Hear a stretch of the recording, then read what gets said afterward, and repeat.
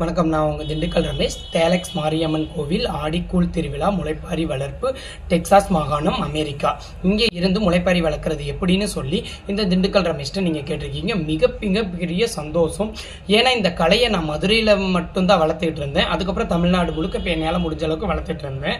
ஆனால் இந்த தமிழ்நாடு மக்கள் அமெரிக்கா போய் இங்கே இருந்த கலையை நீங்கள் அங்கே எடுத்துகிட்டு போய் பண்ணுறீங்கன்னு போது உங்கள் பாதம் பணிகிற மிக சந்தோஷம். உங்கள் எல்லாருக்கும் ரொம்ப நன்றி. இந்த கலையை அங்கே வளர்க்குறதுக்கு உங்கள் குழுவிலேருந்து செயல்படுற எல்லாருக்கும் ரொம்ப நன்றி. ஏன்னா இந்த கலையை அங்கே கொண்டு போனதுக்கு உங்களுக்கு தேவையான உதவிகளை இந்த திண்டுக்கல் ரமேஷ்ட்டு நீங்கள் எப்போ வேணாலும் கேட்கலாம். அதே போல் இப்போ முளைப்பாரி வளர்க்குறது எப்படின்னு நீங்கள் கேட்டிருந்தீங்க. முளைப்பாரி வளர்ப்பு முறையை நான் வீடியோ மூலியமாக உங்களுக்கு வரிசைப்படி சொல்லிவிடுவேன்.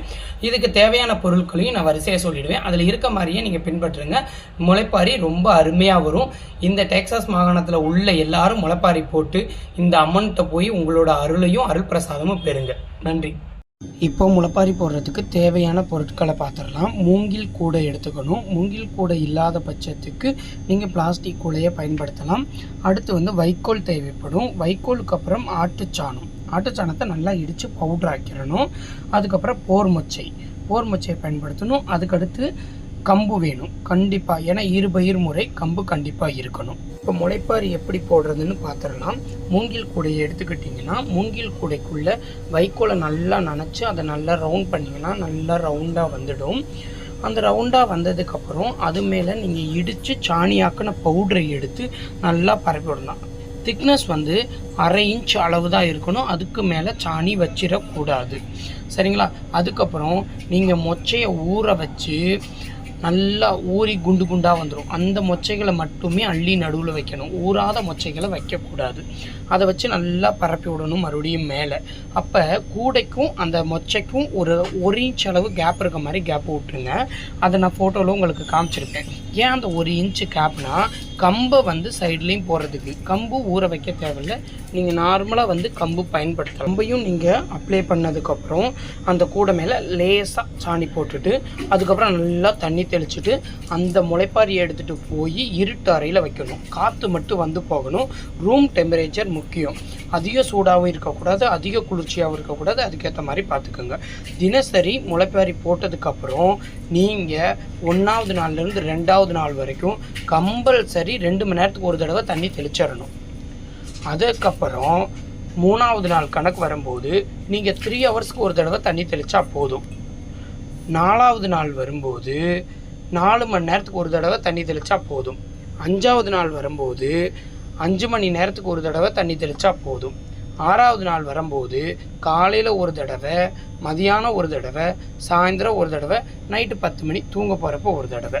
இவ்வளோ தூரம் தண்ணி தெளித்தா போதும். இப்படி முறையாக தண்ணி தெளித்து வர்றதுனால அதோட குறிப்பிட்ட காலங்களுக்கான வளர்ச்சி கரெக்டாக இருக்கும் உங்களுக்கு. அதே போல் முதல் நாள் பார்க்கும்போது ஊர்ன மொச்சையில் லைட்டாக முளை எடுத்திருக்கும். 2ஆம் நாள் பார்க்கும்போது 1 இன்ச் அளவு முளைப்பு எடுத்திருக்கும். 3ஆம் நாள் பார்க்கும்போது நல்லா எந்திரிச்சு நிற்கும். 4ஆவது நாள் பார்க்கும்போது நாகரத்தினம் போல் இருக்கும். இந்த 4ஆவது நாள் நம்மளுக்கு முக்கியமான நாள்.